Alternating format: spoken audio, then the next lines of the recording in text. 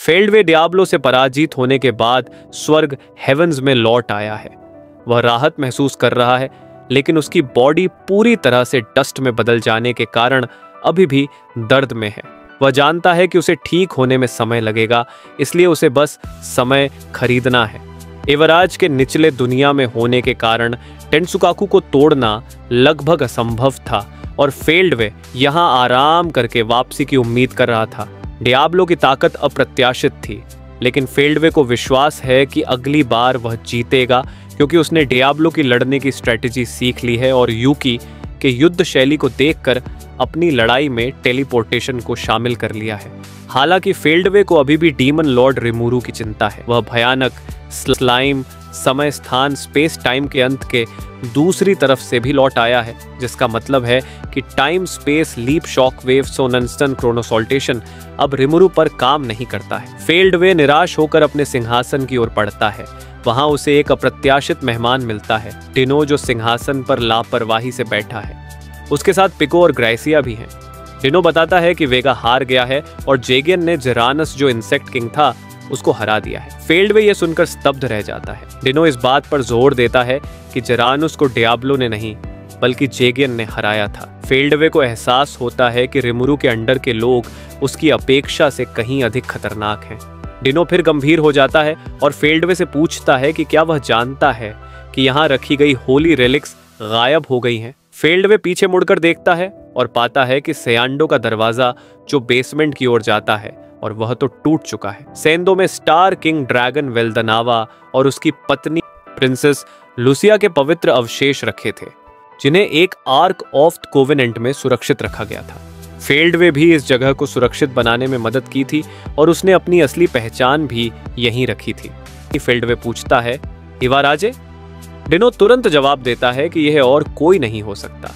डिनो फेल्डवे पर आरोप लगाता है कि अगर उसने स्वर्ग की सुरक्षा नहीं हटाई होती तो होली रेलिक्स चोरी नहीं होते। पवित्र रेलिक्स का गायब होना एक बड़ी समस्या है। वेल्डानावा एक सच्चा ड्रैगन होने के कारण पुनर्जीवित हो सकता है, लेकिन उसकी पत्नी लूसिया के अवशेषों को फिर से नहीं बनाया जा सकता। फेल्डवे को चिंता है कि वह पुनर्जीवित होने पर वेल्डानावा समा का सामना कैसे करेगा। फेल्डवे क्षतिग्रस्त समझौतों के संदूक को देखता है और समझ जाता है कि डिनो सच कह रहा था। वह युवराजे को कोसता है।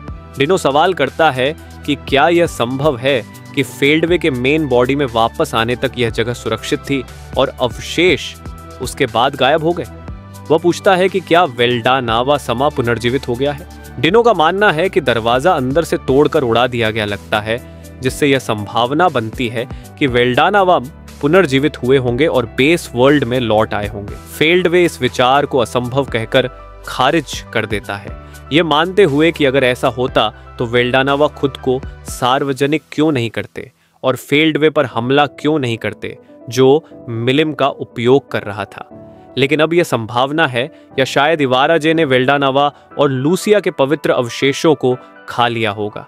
ये एक बड़ी चिंता है, क्योंकि इवाराजे ने शायद क्रिएटर की शक्ति प्राप्त कर ली होगी और वह एक अनियंत्रित बुराई देवता बन सकता है। डिनो तब फेल्डवे से पूछता है कि वह क्या करने जा रहा है, और फेल्डवे को एहसास होता है कि उस पर उसका नियंत्रण खत्म हो गया। डिनो, पिको और ग्रेसिया बताते हैं कि अब वे फेल्डवे के अधीन नहीं हैं। वेल्डानावा को पुनर्जीवित करने की योजना पर फेल्डवे के विश्वासघात और बिना अनुमति के उनसे काम करवाने के कारण वे उससे अलग हो रहे हैं। डिनो फेल्डवे को ताना मारता है कि उसने प्राइमोर्डियल बीइंग के रूप में अपना गौरव खो दिया है और केवल अभी पैदा हुए एक स्लाइम का सम्मान कर रहा है। डिनो जवाब देता है कि वर्षों तक व्यर्थ जीना अर्थहीन है और महत्वपूर्ण यह है कि आप कैसे जीते हैं, क्योंकि यही वह शक्ति है जो आपकी आत्मा को चमकाती है। वह फेल्डवे को चेतावनी देता है कि उसकी आंखें धुंधली हो गई हैं और उसे अपने मूल इरादों को फिर से याद करने की जरूरत है। डिनो, पिको और ग्रेसिया फिर फेल्डवे को छोड़कर चले जाते हैं और फेल्डवे अकेला रह जाता है। वह जानता है कि अब योजना को रद्द करना बहुत देर हो चुकी है। उसने दोस्तों को खो दिया है और अब उसका कोई स्वामी नहीं है। फेल्डवे खुद से पूछता है कि क्या यह वास्तव में सही है, और उसे चिंता है कि इवाराजे ने उसकी यादें भी खा ली हैं। वह फिर से डिनो की चिंता पर विचार करता है। अगर वेल्डानावा पुनर्जीवित हो जाते तो उसका लक्ष्य पूरा हो जाता। असली समस्या इवाराजे है। अगर इवाराजे ने निर्माता की शक्ति प्राप्त कर ली है तो दुनिया का पुनर्निर्माण करने का समय नहीं होगा। फेल्डवे यह सोचकर हंसता है कि किसे परवाह है। अगर वेल्डानावा पुनर्जीवित नहीं होते तो सब कुछ अर्थहीन हो जाएगा। उसने सोचा था कि वेल्डानावा दुनिया के विनाश को रोक देंगे और फेल्डवे को मिलिम का उपयोग करने के लिए कभी माफ नहीं करेंगे। इसलिए दुनिया के नष्ट होने पर भी वेल्डानावा इसे फिर से बना सकते थे और वे शुरू से सब कुछ फिर से शुरू कर सकते थे। इस प्रकार फेल्डवे के लिए सबसे बुरा संभावित परिणाम यह होगा कि वेल्डानावा पुनर्जीवित न हो। अचानक फेल्डवे को ठंडक महसूस होती है। डिनो की सहज समझ बहुत सटीक है। फेल्डवे सोचता है, क्या होगा अगर यह स्थिति भी वेल्डानावा समा की योजना के अनुसार थी।